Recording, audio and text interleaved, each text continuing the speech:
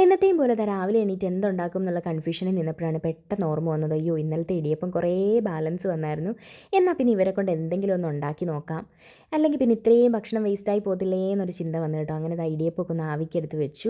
കുറച്ച് ചിക്കൻ്റെ ആവശ്യമുണ്ടായിരുന്നു. അപ്പോൾ ചിക്കനൊക്കെ ഒന്ന് കുഞ്ഞു കുഞ്ഞായിട്ട് അരിഞ്ഞ് കഴുകി കുറച്ച് ചിക്കൻ മസാലപ്പൊടിയും മഞ്ഞൾപ്പൊടിയും മുളക് പൊടിയും ഉപ്പും ഒക്കെ ചേർത്ത് അങ്ങോട്ട് പുരട്ടി വെച്ചു. അപ്പോഴത്തേനും നമ്മുടെ ഇടിയപ്പത്തിന് ആവി വന്നു. എന്നിട്ട് ആ ഇടിയപ്പമൊക്കെ ഒന്ന് മാറ്റി വെച്ചിട്ട് ചിക്കനൊക്കെ ഒന്ന് നന്നായിട്ട് ഫ്രൈ ചെയ്തങ്ങ് എടുത്തു.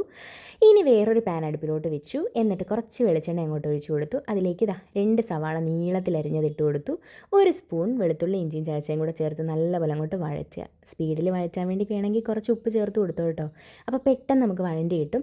അങ്ങനെ വഴണ്ട് വന്നതിലോട്ട് കുനുകുനാന്നരിഞ്ഞ തക്കാളിയും 1 ക്യാപ്സിക്കം നീളത്തിലരിഞ്ഞതും കൂടെ അങ്ങോട്ട് ചേർത്ത് കൊടുക്കുക. ഇത് ഒരുപാടങ്ങ് വെന്ത് പോവണ്ട, ഒന്ന് ജസ്റ്റ് കടിക്കുന്നത് നല്ലതാണ് കേട്ടോ. അപ്പോൾ ഒന്ന് മൊരിഞ്ഞ് വരുന്ന ടൈമിൽ നമുക്ക് കുറച്ച് പൊടികൾ ചേർത്ത് കൊടുക്കാം. ആദ്യം തന്നെ കുറച്ച് മഞ്ഞൾപ്പൊടി ചേർത്ത് കൊടുക്കുന്നുണ്ട്, പിന്നെ കുറച്ച് മുളക് പൊടി ചേർത്ത് കൊടുക്കുന്നുണ്ട്, പിന്നെ മല്ലിപ്പൊടിയും കൂടെ ചേർത്ത് കൊടുത്ത് അതിൻ്റെ പച്ചമണം മാറുന്ന വരെ നല്ലപോലെ അങ്ങോട്ട് വഴറ്റി കൊടുക്കാം.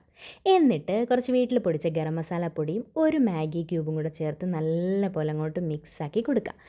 എന്നിട്ട് നമ്മുടെ ചിക്കൻ ഉണ്ടല്ലോ ഫ്രൈ ചെയ്ത് വെച്ചേ, അതും കൂടെ അതിലേക്ക് ഇട്ട് കൊടുത്ത് നന്നായിട്ട് അങ്ങോട്ട് ഇളക്കി എല്ലാം ഒന്ന് യോജിപ്പിച്ചതിന് ശേഷം നമ്മൾ ആവിക്ക് വെച്ച ഇടിയപ്പം ഇങ്ങനൊന്ന് കൈകൊണ്ട് ഇങ്ങനെ ആക്കി കൊടുത്ത് അതിനകത്തോട്ട് ഇട്ട് കൊടുക്കുക.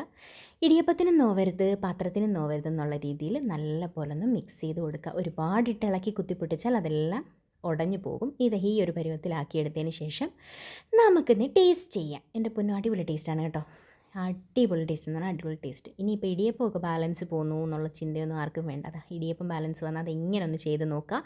മസ്റ്റ് ട്രൈ ആയിട്ടുമാണ്, എല്ലാവരും ട്രൈ ചെയ്ത് നോക്കിയിട്ട് എനിക്ക് അറിയിക്കണം കേട്ടോ അഭിപ്രായം. ഇതിന് ഞാൻ പേരൊന്നും ഇട്ടിട്ടില്ല, നിങ്ങൾക്ക് പറ്റുന്ന പേരൊക്കെ ഒന്ന് കമൻറ്റ് ചെയ്യുക. Okay bye, see U.